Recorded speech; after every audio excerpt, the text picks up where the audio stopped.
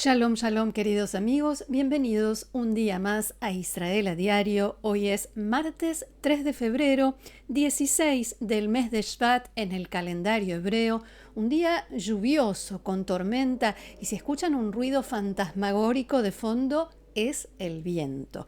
En estos tiempos de incertidumbre y confusión, todavía nadie sabe qué piensa hacer Donald Trump. Hay tantas señales de un ataque inminente como de conversaciones a la vuelta de la esquina. Y el presidente de Estados Unidos insiste en que quiere un acuerdo sobre el programa nuclear de Irán. Lo dice una y otra vez. Para Israel eso no es suficiente. El peligro desde Irán persiste. ¿Y qué hay de los ciudadanos iraníes que salieron a las calles a exigir una vida digna y libertad? Los ciudadanos iraníes a los que el régimen reprimió de una forma brutal y descomunal y a los que Trump les dijo hace algunas semanas: salgan a las calles, la ayuda ya está en camino. La pregunta queda abierta y mientras tanto nosotros vamos a hablar sobre la llegada de Steve Witkoff a Israel, una parada en su viaje hacia Turquía para allí dialogar con el régimen iraní. Una vez más, en la Franja de Gaza, la Agencia de la ONU para los Refugiados Palestinos, UNRWA, da refugio en realidad a Hamás. El logo del nuevo gobierno, el logotipo del nuevo gobierno de la Franja de Gaza, deja al descubierto la nueva realidad y en Israel el gobierno se enoja. Y más. Pero antes de entrar en tema, quiero recordarles que Israel a Diario cuenta con el auspicio de Fabián Levy, el agente de viajes de la comunidad latinoamericana en Israel. Les dejo los datos de contacto, pueden llamarlo desde cualquier lugar del mundo y averiguar sobre los servicios que ofrece. Y vamos ahora a nuestra recorrida habitual por los diarios y otros medios hoy aquí en Israel. Comenzamos con el diario Ma'ariv, que nos muestra una imagen de Estambul y los rostros de Steve Witkoff, Jared Kushner, los enviados del presidente estadounidense Donald Trump, y el ministro iraní de Relaciones Exteriores, Abbas Araghchi. El titular es La cumbre de Estambul, y en la bajada, Ma'ariv explica que Kushner y Witkoff tienen previsto reunirse con Araghchi el viernes en Estambul, con mediación de Turquía y Qatar. El objetivo, dice el diario, una negociación que haga que los iraníes regresen al acuerdo y termine el peligro de una escalada regional. En Israel siguen de cerca el desarrollo de los acontecimientos. Ma'ariv, igual que otros medios hoy en Israel, destacan que Witkoff hace esta parada aquí, va hoy, esta tarde, a Jerusalén, para reunirse con el primer ministro Netanyahu, pero también con el jefe del Mossad y el de las Fuerzas de Defensa de Israel. Fuentes de seguridad de alto rango declararon a Galei Tzahal, la radio del ejército de Israel, que, abro comillas, estamos ante una oportunidad histórica de derrocar al régimen iraní o llevarlo a aceptar un acuerdo con buenas condiciones mediante una acción militar. Según las autoridades israelíes de seguridad, estos son los 4 principios centrales que debe incluir un eventual acuerdo con Irán, y esto es lo que piensan decirle hoy a Witkoff. Primero, que entregue el uranio enriquecido, aquellos 400 kilos de uranio enriquecido que quedaron después de la guerra de los 12 días y que muy rápidamente podrían enriquecerse al nivel necesario para producir una o varias bombas nucleares. Segundo, que deje de enriquecer uranio, o sea, que no tenga más que esos 400 kilos, que deje de producir misiles balísticos y que deje de financiar las milicias en la región. Las fuentes de las Fuerzas de Defensa de Israel que dialogaron con Galei Tzahal dijeron que si el acuerdo solo incluye la cuestión nuclear sin los misiles, será un acuerdo débil y malo para Israel, pero también para todo Medio Oriente. Esta madrugada, hora de Israel, Trump volvió a hablar con la ambigüedad que caracteriza sus declaraciones en estos tiempos, pero también amenazó otra vez al régimen de la República Islámica. Vamos a verlo. Bueno, no puedo decirte lo que voy a hacer, porque ahora mismo, sabes, tenemos una fuerza tremenda yendo allí, igual que hicimos en Venezuela, incluso más grande, y estarán allí pronto, y me gustaría ver que se negocie un acuerdo. No sé si eso va a suceder, pero quiero decir, si lo supiera no podría, no te lo diría, sería muy tonto de mi parte decírtelo, pero ahora mismo estamos hablando con ellos, estamos hablando con Irán, y si pudiéramos llegar a algo sería fantástico, y si no podemos, probablemente sucederían cosas malas. Y parece que los iraníes están apurados porque la agencia de noticias Fars informó hoy a mediodía que el portaaviones estadounidense Lincoln comenzó a alejarse de las costas de Irán, pero ningún factor oficial de ningún lado ha confirmado por el momento este reporte. Por su parte, el presidente de Irán, Masoud Pezeshkian, anunció esta mañana que dio instrucciones para que su país comience negociaciones con Estados Unidos, pero que no lo harán bajo amenaza y que esas negociaciones deben estar guiadas por el interés nacional, en sus palabras, o sea, lo que le convenga a Irán y sin expectativas no razonables, según dijo, o sea, no esperen que dejemos de ser lo que somos y nos transformemos de pronto en un régimen democrático, pacifista y liberal. Esa es mi interpretación. El diario The Wall Street Journal informó esta mañana que, contrariamente a las declaraciones de los líderes iraníes, en las conversaciones de este viernes en Estambul, sí va a estar incluido el tema del programa de misiles balísticos de Irán.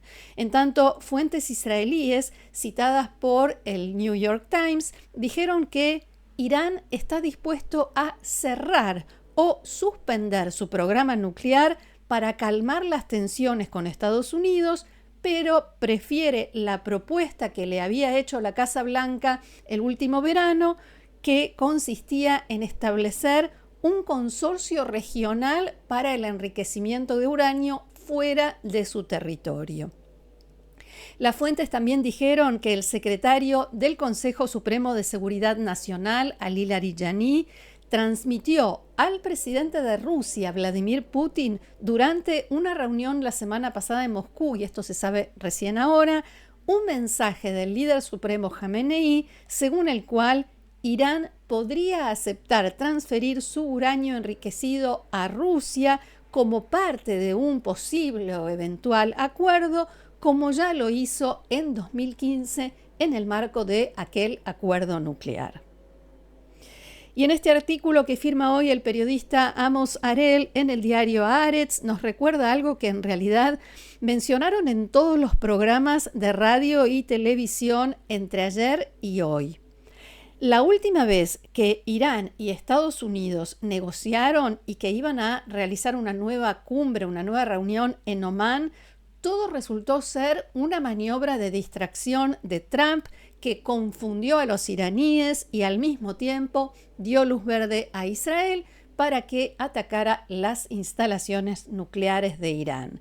Aquella reunión cumbre nunca llegó a realizarse y todos plantean ahora, veremos qué pasa con la que está prevista para este viernes. Lo más probable, dice el periodista de Haaretz, es que haya negociaciones antes de un ataque, lo cual sería la última oportunidad para bajarse de la carrera hacia el choque, hacia el enfrentamiento militar. Hay quienes dicen, y lo escuché en varios medios en las últimas horas, que Trump está buscando dar legitimidad al ataque militar que vendrá después de las negociaciones, que nadie duda que fracasarán. O sea, todos cuentan con que las negociaciones van a fracasar y entonces estará justificado el ataque. Las diferencias entre las partes son abismales y cuando el diálogo llegue a un callejón sin salida, Trump podrá decir que no tuvo más remedio que atacar. Pero hay que tener en cuenta también que los iraníes ya demostraron su destreza, su habilidad para hacer que las negociaciones se extiendan casi eternamente sin hacer concesiones mientras tanto, pero al mismo tiempo sin darle a Estados Unidos esa justificación que busca para atacarlos. Una fuente de alto rango de uno de los países mediadores dialogó en las últimas horas con Kan, la televisión pública israelí, y dijo que los países árabes todavía confían en que la crisis con Irán se podrá resolver por la vía diplomática. La fuente destacó que para lograr este objetivo fue muy importante la visita del primer ministro de Qatar a Teherán este último fin de semana para tratar de acercar posturas entre las partes. De todas maneras, la misma fuente dijo que en Qatar aumentaron el nivel de alerta y las medidas de protección, especialmente de la base estadounidense más grande en la región, Al-Udeid, que muy probablemente sería blanco de un ataque de Irán si las negociaciones fracasan, o más bien de un contraataque de Irán. Recordemos que en junio pasado la base fue atacada, pero fue un ataque simbólico. En los últimos días, fuentes iraníes dijeron que esta vez no sería para nada simbólico. Si Estados Unidos los ataca, ellos responderían contra la mayor base estadounidense sin aviso previo y de una manera contundente. Al mismo tiempo, en este contexto hay que recordar el decreto presidencial de Trump que surgió después del fallido ataque israelí contra la cúpula de Hamás que se encontraba en Doha, en el que en este decreto presidencial se establece que Estados Unidos considerará cualquier ataque armado contra Qatar como un ataque contra su propio territorio. Canal 11, la televisión pública israelí, informó anoche que el primer ministro Netanyahu conversó telefónicamente con líderes de países árabes en las últimas horas, pero al mismo tiempo este reporte decía que no se puede dar más detalles sobre lo que hablaron, y la oficina del primer ministro negó oficialmente, o sea, on the record, que estas conversaciones se hubieran realizado. Y una vez más, como suele suceder, de Irán nos vamos a la Franja de Gaza. Porque el Comité Tecnocrático Palestino, encargado del gobierno civil de la Franja de Gaza en base al plan de Trump, actualizó sus cuentas de redes sociales y puso un nuevo logotipo que se ve idéntico al de la Autoridad Palestina. Allí vemos las dos versiones, el nuevo a la izquierda y el anterior del lado derecho. Desde la oficina del primer ministro Netanyahu reaccionaron mediante un comunicado que decía: Israel no aceptará el uso del símbolo de la Autoridad Palestina porque es realmente igual, solo cambia el nombre abajo, y la Autoridad Palestina no será un socio, no será parte de la administración de la Franja de Gaza. El logotipo del Comité Nacional para la Administración de Gaza presentado a Israel era completamente diferente del que fue publicado esta noche. Lo cierto es que la mayoría de los miembros del gobierno de Gaza tienen vínculos con la Autoridad Palestina, aunque no sean funcionarios de ese gobierno en la actualidad, pero la mayoría de ellos lo fueron o estuvieron relacionados de alguna forma. Todos son originarios de Gaza, aunque algunos residieron fuera de la franja en los últimos años. Y Canal 13 de la televisión israelí informó anoche que el ejército de Israel entregó recientemente un documento al primer ministro Netanyahu que detalla cómo el grupo terrorista Hamás está ganando fuerza en la Franja de Gaza y reconstruyendo sus capacidades desde octubre pasado, cuando entró en vigor el alto el fuego. Abro comillas, se puede identificar un aumento en todos los indicadores de la gobernanza de Hamás, dice el texto. En Canal 13 hicieron hincapié en que se trata de un documento muy extenso y detallado, como para que si pasa algo en el futuro, a corto o mediano o largo plazo, después nadie pueda decir que no sabía o que quienes debían avisarles no lo hicieron. Y agrega algo que venimos diciendo aquí en Israel a diario desde hace días, si no semanas.